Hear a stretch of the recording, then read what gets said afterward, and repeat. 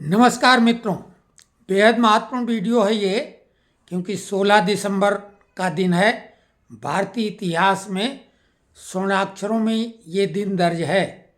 47 में जो भारत के दो टुकड़े किए गए थे, हुए तो 3 थे, लेकिन भारत ने उसका बदला कुछ हद तक लिया था और पाकिस्तान जो 2 हिस्सों में था, पश्चिमी पाकिस्तान और पूर्वी पाकिस्तान, तो उसने उनको दोनों को अलग ही कर दिया था।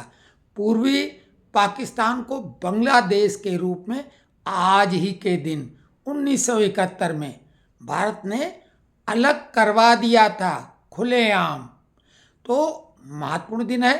पेंशनरों से निवेदन है कि अभी हम एक बेहद महत्वपूर्ण कुछ जानकारियां, जिनमें हम खुशखबरी का पुट डालेंगे, फर्जी वाली नहीं, बनावटी नहीं, झूठी नहीं, सच्ची।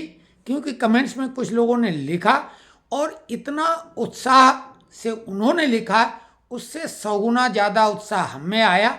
हम कुछ इसी तरह का चाहते थे कि कुछ लोग इस तरह के वीडियो बनाने की बात करें, तो जानकारी के साथ में हम शाम को एक वीडियो बनाएंगे। लेकिन आज का दिन बेहद महत्वपूर्ण है, तो उसकी बात कर लें।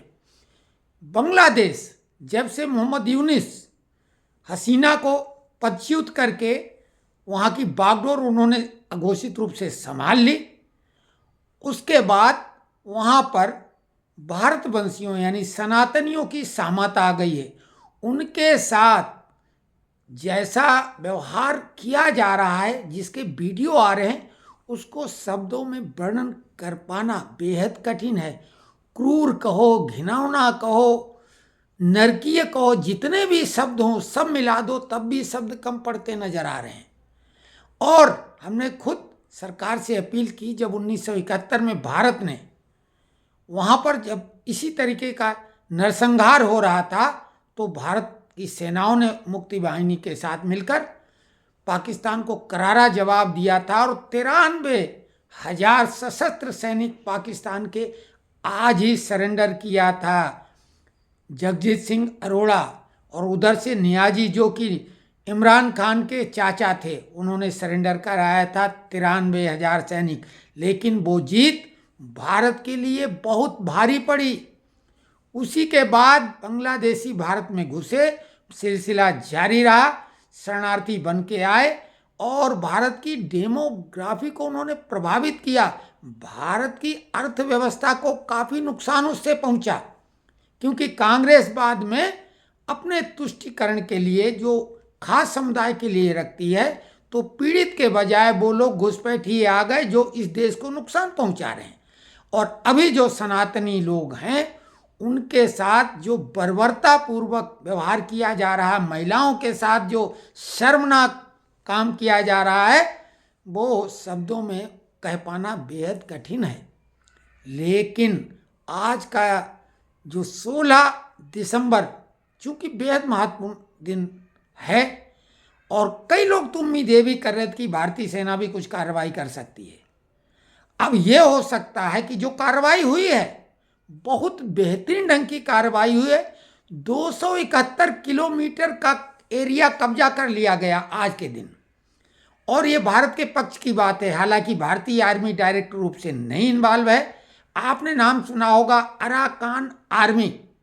अराकान आर्मी ने बांग्लादेश, जो रखाइन प्रांत है म्यांमार का, उससे लगा हुआ जो बांग्लादेश का इलाका है, उसमें से टेकनाफ एक जिला है पूरा, वो कब्जा कर लिया। 271 किलोमीटर का लगा हुआ रखाइन से जो सीमा है, उस पर अराकान आर्मी ने कब्जा कर लिया है।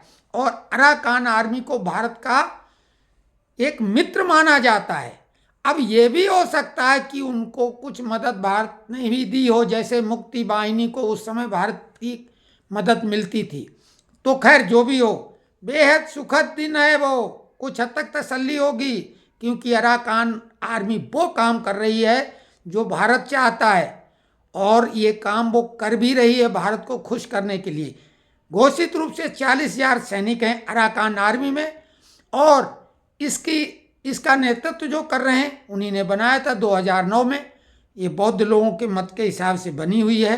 और सिराथू का नाम आपने सुना होगा, बौद्ध भिक्षु जिन्होंने सबसे पहले रोहिंग्याओं का तगड़ा प्रतिकार किया था और उसी की वजह से वो भागे थे। तो मेजर जनरल ट्वान मराट और न्योतोन अनंग दो लोगों ने इसकी स्थापना की। वर्तमान में नेतृत्व मेजर जनरल ट्वान मराट कर रहे हैं इसका, सेना का, और अभी 271 किलोमीटर का एरिया कब्जा कर लिया है और यहीं पे रुकने थमने वाले हैं नहीं। बांग्लादेश की आर्मी भाग गई, जो बड़ी बड़ी डींगे हाँक रही थी कि हम कलकत्ता असम सब कब्जा कर लेंगे, वो दुम दबा के आर्मी भाग गई है। अभी तो ये केवल अराकान आर्मी का काम है। लेकिन आप कंफ्यूज ना हो, क्योंकि अगर गूगल गुरु की मदद लेंगे तो अराकान आर्मी के नाम पे कुछ कंफ्यूजन भी हो सकता है, क्योंकि अराकान रोहिंग्या साल्वेशन आर्मी भी है। दोनों में भारी अंतर, एक दूसरे के दुश्मन है।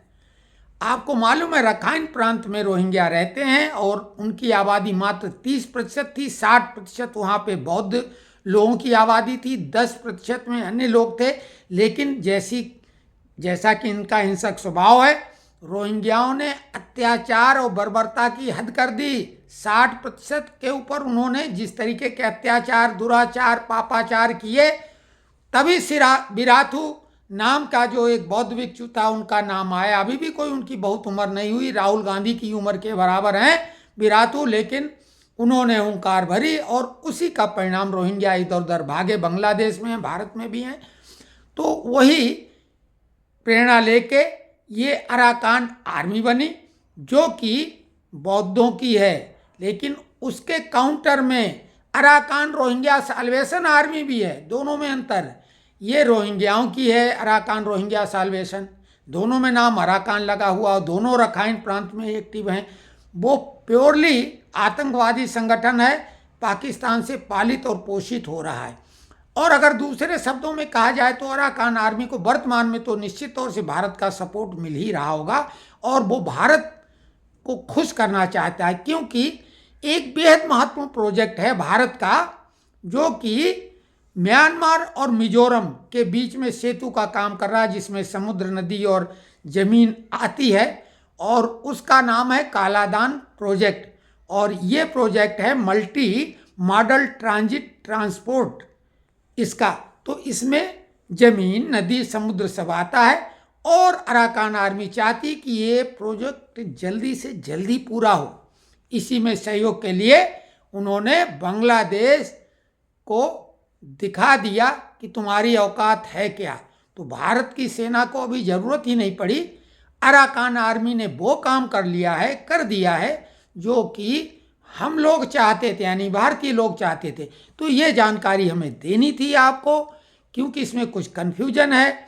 अगर गूगल के द्वारा करेंगे तो आप कन्फ्यूज हो सकते हैं, क्योंकि अराकान रोहिंग्या साल्वेशन आर्मी ये प्योरली आतंकवादी संगठन है पाकिस्तान के द्वारा, और ये अराकान आर्मी के खिलाफ है। वहाँ पर आए दिन पुलिस चौकियों पर इस पर हमला करती रहती है।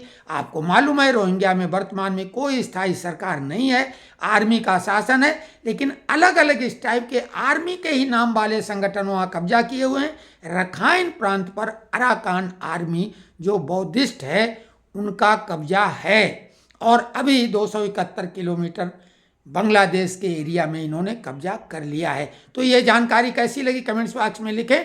और एक खुशखबरी ये है कि जो कि हम शाम को देंगे, और वो वीडियो जरूर देखना, पेंशनरों से संबंधित पूरी तरह से होगा।